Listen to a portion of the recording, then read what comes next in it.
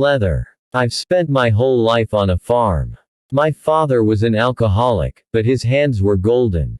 Mother, on the contrary, was a very pious woman, simply obsessed with religion. She tried her best to protect my brother and me from dirt, sin, lust and corrupt women of the outside world. Unfortunately, my father went to heaven very early, and my brother and I were left in the care of our mother. For me, she was the ideal and the embodiment of holiness on this sinful earth. True, my brother did not share our convictions with my mother and often questioned the very existence of the Lord. Mom tried for a long time to explain the truth to him, but he resolutely resisted. By the time it became clear to us that he was possessed by the devil, it was already too late.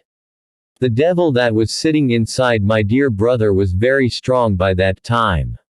Mom and I managed to cleanse our brother of filth, although the price was too high. Now my mother and I were left alone in the whole wide world, but soon misfortune befell her too. My mother had a stroke, and she was bedridden. I took care of my mother all day long. It's the least I could do for this holy woman. When she yelled at me, calling me a weakling and a loser, I did not argue.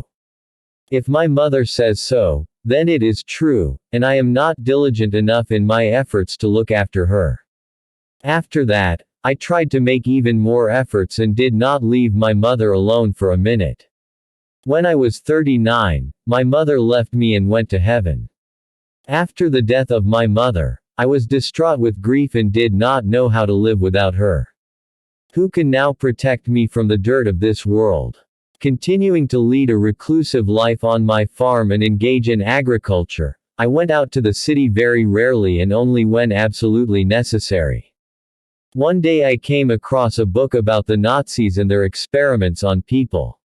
I don't know where she came from at home, but these theories made a strong impression on me. I became interested in anatomy and experiments on people described in the book. It was very interesting. I wanted to know as much as possible about this. Soon I went to the post office and subscribed to several men's magazines, where sometimes I came across articles about sex change operations, cannibal natives, and much other useful information. All this time, I was haunted by thoughts of death, and I still missed my mother. Her feminine warmth, her skin. It was very lonely. Anatomy has become my real passion. I had read so much about the human body and the properties of human skin that I was itching to explore it all myself. It was then that the idea came to my mind to go to the cemetery and unearth one of the corpses. It will still rot in the grave, who cares? It's just a body that the soul left long ago. That evening I went to the local cemetery, calling my feeble-minded farm mate with me to help dig up a suitable fresh corpse and ask no further questions. Thus began my journey into the world of the unknown. Of the experimental material I obtained, I loved leather most of all.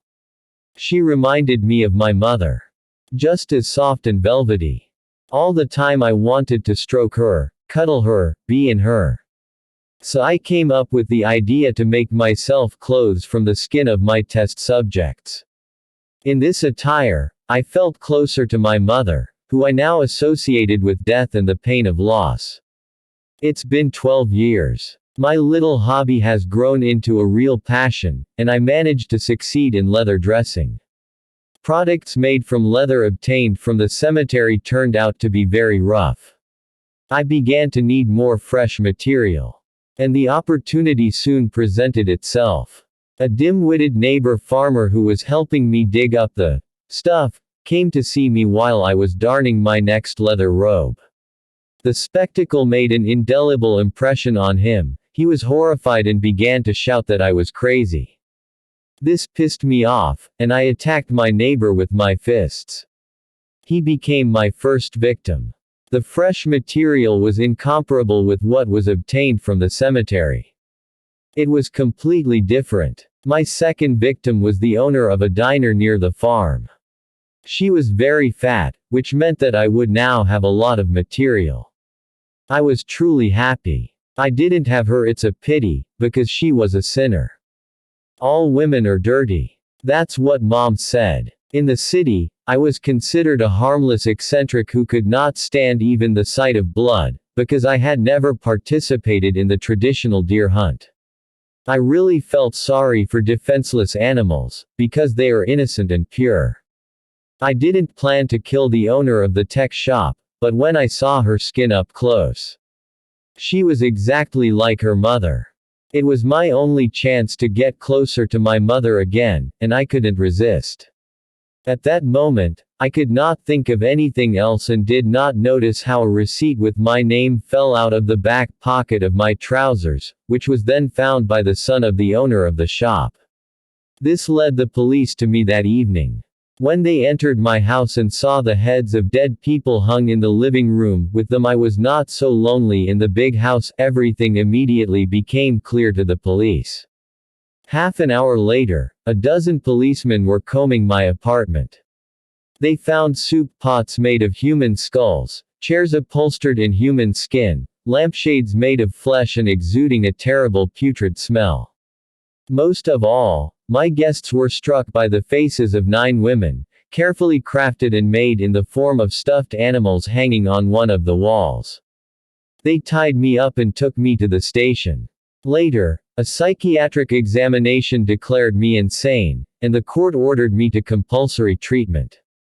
Dying of cancer in a mental hospital, I increasingly remembered my mother and regretted that I did not have time to make a garland from the head of the owner of a shop with appliances. This is exactly what I lacked to complete the interior of the living room.